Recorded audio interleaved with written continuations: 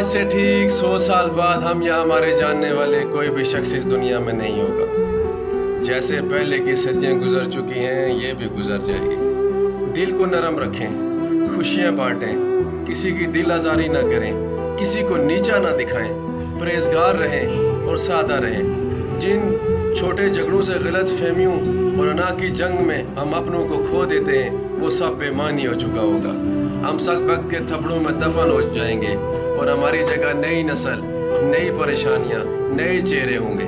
ہماری کے آنسوں، جذبات اور فتوے سب مٹی میں دفن ہو چکے ہوں گے۔ تو پھر آخر دل توڑنے کی یہ ضد ہی کیوں؟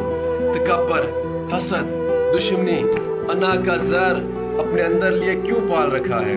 کیوں نہ زندگی کے باقی لمحات کسی کا دل جیتنے میں، خوشی بانٹنے میں اور دوسروں کے چہرے پر مسکراہٹ لانے میں گزارے جائیں۔ یاد رکھیں، آپ کا نرم لہجہ، معاف کر دینا، کسی کو سمجھ لینا، کسی کا بوجھ بانٹ لینا، یہ سب آپ کو مرنے کے بعد زندہ رکھتا ہے۔ 100 سال بعد سب ختم ہو جائے گا، لیکن اگر آپ کسی کا دل جیت لیں گے تو شاید کوئی آپ کو دعاؤں میں زندہ رکھے گا۔ سادہ رہیں، نرم رہیے، لوگوں کے دل آزاری سے بچیے، کیونکہ زندگی بہت مختصر ہے اور آخرت بہت طویل ہے۔ آپ کا شکریہ۔